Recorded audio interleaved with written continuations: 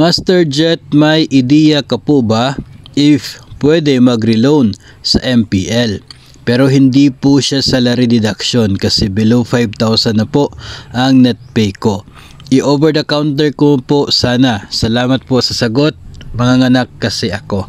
So, ang MPL or multipurpose loan ng GSIS mga master ay tulad po ng ibang mga loans ng GSIS na ang monthly amortization ay nakadeduct mula po sa sahod. So wala pong over the counter na loan offer ito pong GSIS. No, bagamat yung mga utang na yan, pwede po ninyong bayaran ng over the counter as your advance payment o kaya kung wala po kayong naging remittance sa isang buwan, pwede po. Pero as to over the counter talaga, yung mode of payment niya ay wala pong ganon dito po sa GSIS. In reality, ay priority pa nga itong GSIS pagdating po sa deduction sa atin pong sahod. No, yung order of priority nagsisimula po talaga sa mandatory deductions. So nandyan po yung GSIS premiums, PhilHealth, Pag-ibig, pati po yung tax, no? Aside from that, nauna po yung mga current absences na priority po sila. Pagkatapos po ay nandyan po yung mga dues, monthly dues, membership, ganyan na naka-deduct din po sa ating pong sahod. Then later ay priority rin itong ating provident loan ng DepEd. Pagkatapos po niyan ay priority na itong mga GSIS loans. And panghuli ang mga loans sa mga private lending institutions. So, hindi po nagkakaroon ng over-the-counter na mode of payment itong GSIS loans. In fact, sila po ay priority pa nga. No? Kaya malabo na magkakaroon ng chances na pwede itong mode of payment na over-the-counter for MPL. Sa ngayon, kapag kayo po ay nag-renew na inyo pong MPL, ay automatic po na mawawala yung previous deduction at magre-replace itong bagong amortization.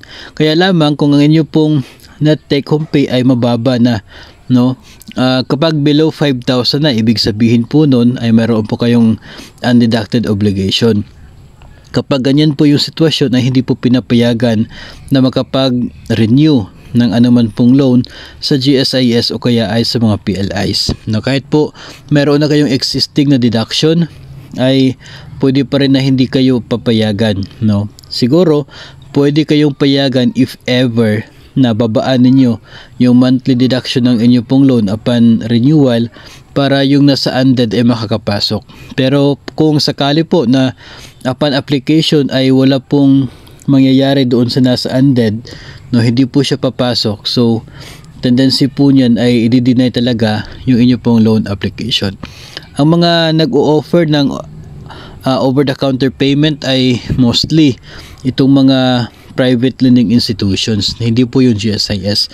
Na mga PLIs nag-o-offer ng ganyan, pero ito po ay hindi na po sakop ng mga conditions ng DepEd.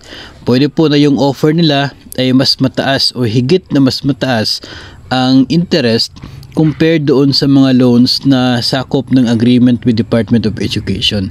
So hindi na po covered ng DepEd agreement ang mga uri ng loan na yan. So ang mangyayari po doon is personal na agreement po ni borrower at ng PLI yung magiging binding, no, na agreement between them para sa ganitong uri ng loan. Labas po yung DepEd sa usapin kapag over the counter yung mode of payment kasi nga yung ino-offer ni DepEd ay yun pong automatic payroll deduction system kung saan nakabawas po from your monthly salary yung amortization ng loan. Pero kung hindi po nakabawas sa monthly salary yung loan amortization, labas na po ang DepEd doon at hindi na po makikialam sa DepEd sa mga kondisyon na kayo po ni PLI ang nag-a-agree.